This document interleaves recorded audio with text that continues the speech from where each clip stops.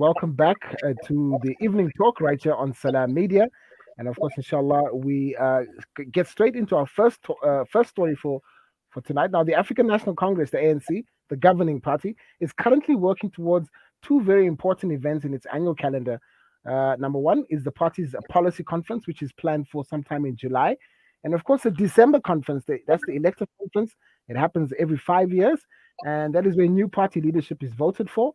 Now, in the build-up to the national conference, regional and provincial conferences must be completed, and these conferences have been so far from peaceful. And in the Eastern Cape, we saw numerous incidents of violence, and the latest one that was held in Ekurhuleni, it was actually held in 4 ways, but it was the Ekurhuleni ANC Regional Council. Those conferences give us the impression that the road to the national conference will remain a very tense affair. Now, is the ANC or are the ANC internal power struggles undermining the faith of voters? My guest on the issue is veteran political analyst and author. His latest book, The Great Pretenders: Race and Class Under ANC Rule, and that's Ebrahim Harvey. Dr. Ebrahim Harvey, Assalamu alaikum wa rahmatullahi wa barakatuh. Welcome to the program, and thank you for joining us this evening. Yeah, thanks. I appreciate it. Nice being with you. Absolutely. Now, Dr. Harvey, let's talk about the ANC with regards what has happened in the lead up towards the provincial, regional, and of course, we're going to have the National Elective Conference. We've not seen a peaceful conferences. For the most part, Ekurhuleni was fraught. The Eastern Cape was fraught with violence and court cases and all sorts of contestations. And at some point, the Gauteng Premier, David Makura, said that the Ekurhuleni Regional Conference was something like a war zone. So we're looking at these incidents, and many people been worried about whether or not the renewal of the ANC is actually going to happen, or is it just lip service? What are your impressions of what we've seen so far, Dr. Ibrahim? Yeah, Jeeves, I've been interviewed so many times on these matters. Yeah, it's going to be a very tumultuous run-up, to the December elections. It's very clear that the ANC is in the biggest crisis of its existence, man. And certainly in post-apartheid South Africa, it's really falling apart. The ANC is falling apart as this country is falling apart, and the infrastructure is falling apart. I mean, Joburg who can believe what's happening in Johannesburg? But back to the ANC and these regional conferences, I did a 702 interview yesterday morning on the same matter. You see, there's the slates in the ANC have become for a long time synonymous with factions. So Okay. the slates are clearly expressions of factionalism in the ANC. You've seen in the Eastern Cape what happened. More dramatic now with Ekurhuleni, and that's why David Makuru said that it's like a war zone, etc. And this is going to worsen. Believe me, I think that in the run-up to the December election, we're going to have probably a lot of dramatic developments and even violence at these conferences. But the Ekurhuleni thing is different in a way from Eastern Cape. The guy won in the Eastern Cape with 150 votes. This was a mere 12 votes. I mean, it can't be closer than that. And 19 of those votes have been quarantined. I don't know what the result is, whether in fact, today they should have indicated it. I've been too busy. I don't know what that result is. But, it's a very, very narrow margin, the 12 votes. And what the outcome is of the quarantining of the 19 votes, I don't know, because, I've just had a very busy day. I've not been able to check that out. But above and beyond that, the ANC is in very serious trouble, really. I think as this country is, we're going through terrible times, unprecedented times, and I don't think really that even December and whoever is elected, Cyril will probably return to office. I'm sure about that. I don't think there's anybody to stand against him and to really, give him a real serious competition in December. The people who've been mentioned, including, I mean, Lindiwe Sisulu and even this guy from, Zweli Mkhize. He's the Right. only one that might offer, they're pushing him for him, in KZN to compete with Cyril in December. But I don't think he'll make it at all. I think that as although the RET faction, the Zuma people, ACE, and those people will push for Zweli because I think Zweli Mkhize is now in serious conflict with Cyril and the cabinet. It is in disagreement with what's happened, and he was forced to resign. There's a lot of bad blood. So the RET faction might exploit that antagonism now that's opened up between after he resigned, between Mkhize and the cabinet. They might exploit it, but that's the only person who, might, contest. It seems he will, December with Ramaphosa, but I don't think he would win it, but it's gone beyond that now, really. It's something else, and even if Cyril is returned to office, I mean, you can see today there was a lot of things about him on TV, with this whole, thing that's happened in the United States with this company that he's been now linked to, and what's happened in the past. So a lot of questions are being raised, about when he was deputy president of the ANC, and Mm, and Shaduka, the company, the Shaduka also that he was involved in. So there's a whole range of questions that Cyril is facing now that's questioning seriously his integrity. And they are even asking why Zondo never questioned him about this, when he appeared before it. So a whole lot of issues are being is going to come up. I really think he's going to come under a lot of pressure. But mm. no, in very serious times, really. I don't know what's going to happen, but the ANC in this country, I mean, it's very gloomy, really, and I don't see it getting any better and there you can just see the petrol price, cost of living. I mean, it's just on the whole, the gloomiest period in post-apartheid South Africa. I can tell you that's what it is right Mm, now. mm. Now, Dr. Ibrahim, I want to talk about those that are going to be challenging Cyril Ramaphosa in a minute, but I would like you to reflect perhaps upon this one issue, and that is you've alluded to the fact that there's a very difficult period we're going through right now, post apartheid period, worst possible time. The inflation, petrol prices, unemployment figures came in today, slightly better than the last quarter, but still very bad, still the Yeah, worst still the worst in the world. Um, yeah, do you think that there's some sort of, because I'm getting this feeling that this contestation that we are seeing in these conferences is because there aren't any other opportunities, political involvement or getting involved in government or people killing each other and shooting each other and trying to be the ones that are actually yeah. making it from these conferences because there's no other option for them but to get jobs in government.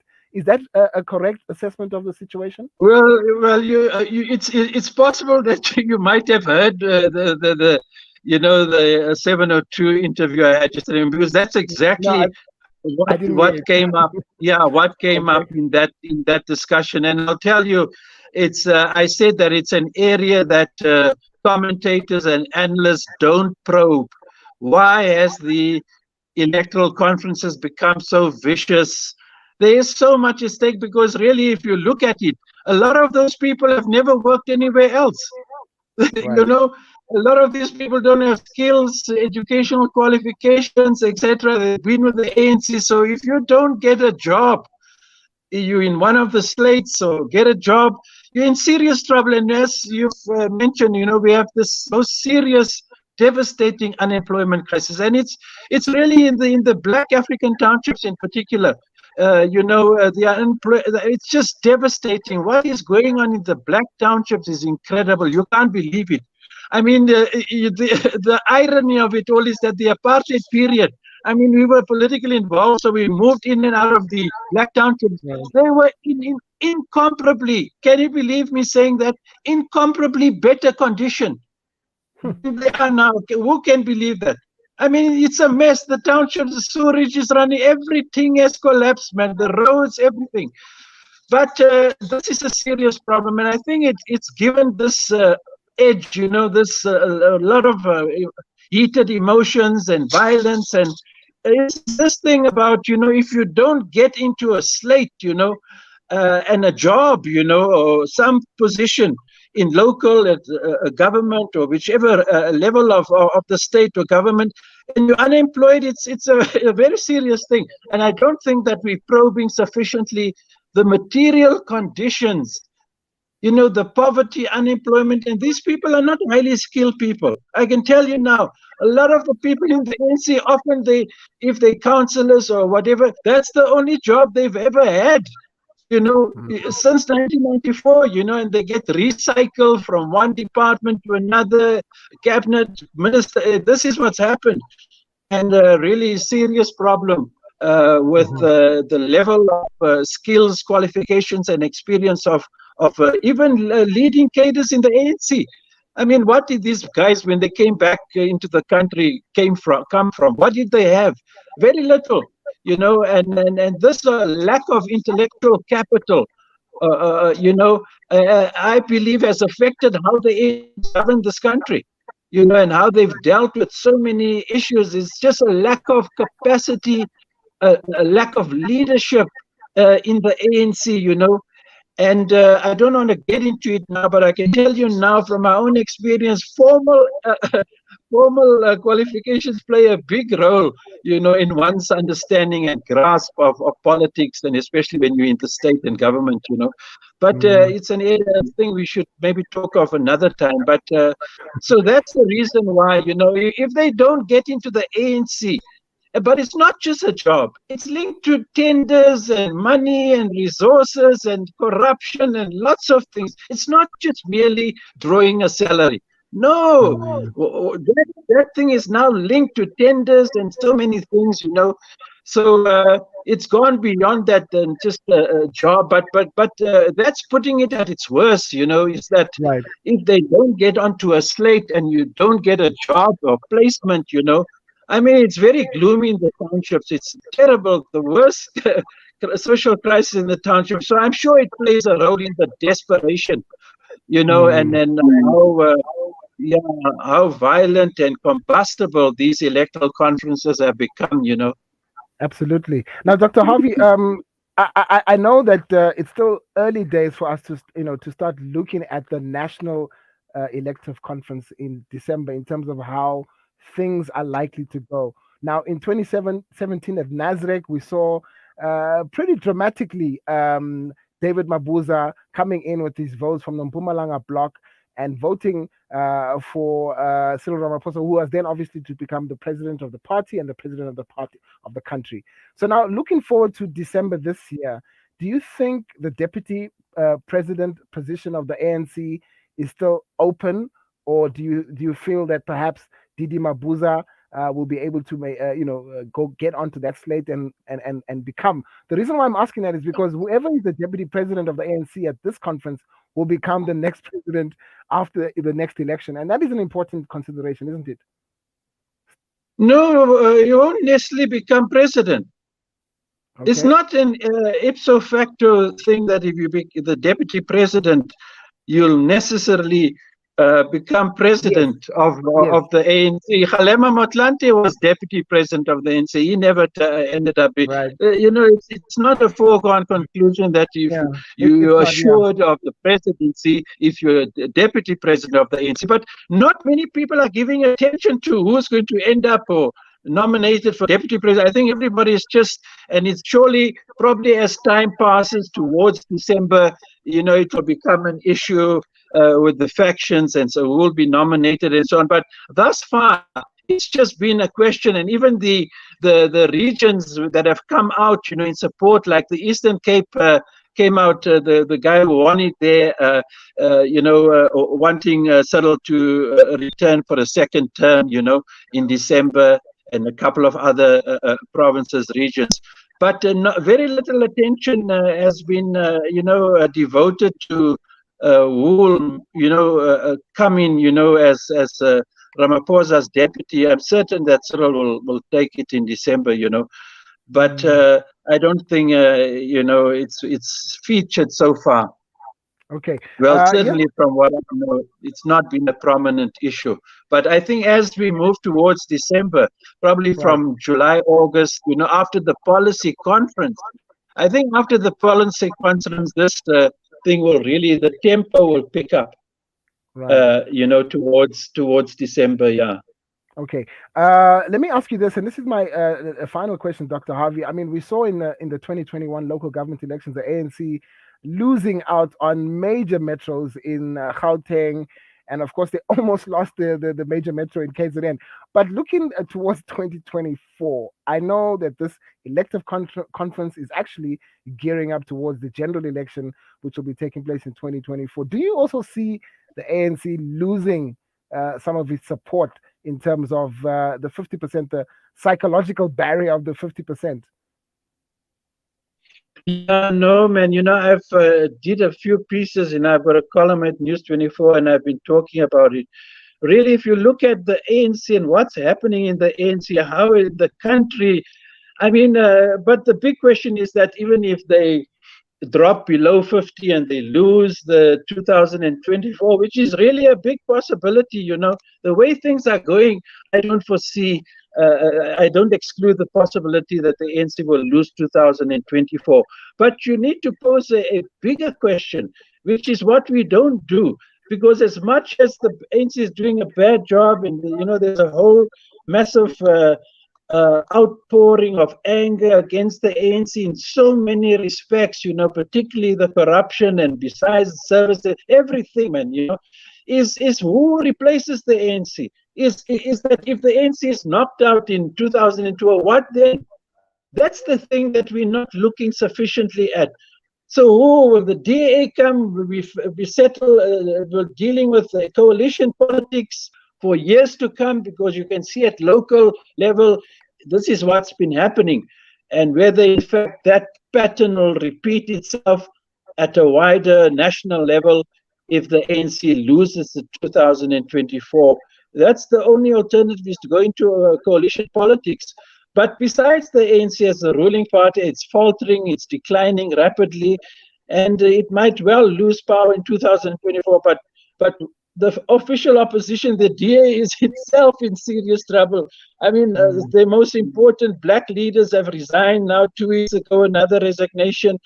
There's no feasible alternative, to be honest with you, except the EFF, I mean, that's the only other party, as critical as I am of Malema and the EFF, I think really a lot of the things that they stand for, that they speak of, that they want, I think it's important, But how they'll perform also, I think they'll do better in 2024. I think a lot of the support that the ANC might lose in 2024, really, that's how fed up people are. I think it might be that the EFF benefits from a low turnout at the polls, or when people decide to abandon the ANC and look for another party. I think it's possible, that they might go for the EFF. But that's the big question. It's not just that the ANC is bankrupt. There's no future with the ANC. Who is going to take the place of the ANC? And coalition governments are fragile. You can see what's happening at local level. It's going to repeat itself, that fragility, that uncertainty, that combustibility of coalition politics. It's deep. You can see it, and so it's not a rosy future, politically speaking.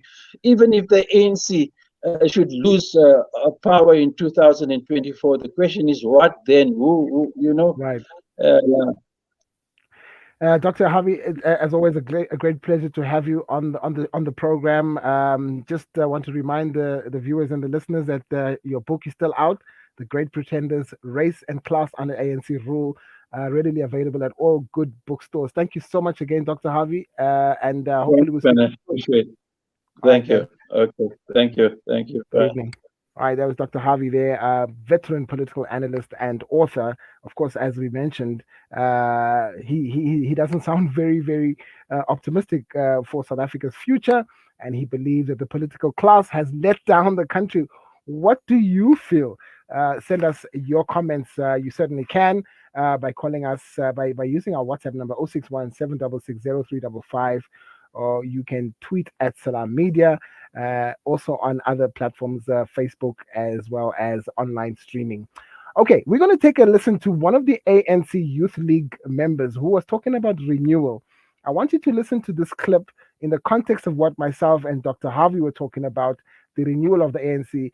And send me your comments about whether you believe that the ANC, or do you believe the ANC, or do you think the ANC is to be believed when they talk about renewal? Let's take a listen. This is nonsense.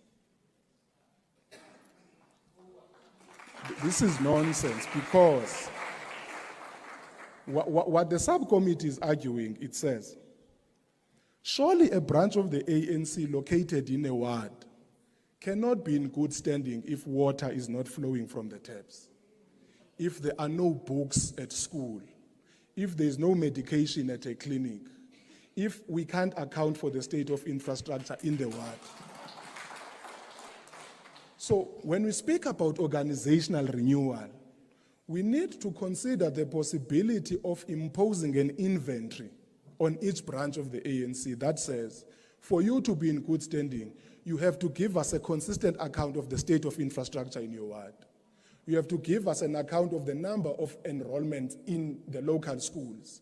You have to give us a consistent account of the number of kids who come from indigent households in your wards. And in turn, you have to elaborate a program of action that responds to these things. And if you can't give us this, then you can't be a branch in good standing, even if you have 1,000 paid up members. And for a leader of the ANC to emerge and be considered a cadre worthy of being elected, has got to have a proven record of participating in these programs that we're outlining, so that we are not subjected to a group of scammers who were able to make money in whatever way that they did and who buy their way to the top of our organization. So our thinking about organizational renewal has got to move beyond this religious propaganda of saying let's return to the values. We sound like people who say let's go to church and pray and hope that all of us will come back having accepted Jesus as our Savior. But the problems of renewal are not just subjective weaknesses of our members. Yes, those are important, but they must also be located in the context of structural redesigns that increase the premium placed on structures for them to be in good standing. All right, that was the ANC Youth League. They're talking there about the whole renewal of the ANC as an organization. Now, speaking about Youth Month, tomorrow is the 1st of June, which is Youth Month in South Africa. We're going to take a short break and we're going to be talking about the Palestine Solidarity Alliance and what they will be doing for Youth Month and encouraging social justice activism. We'll be speaking to, inshallah, Altaf Adam in a minute. Stay tuned.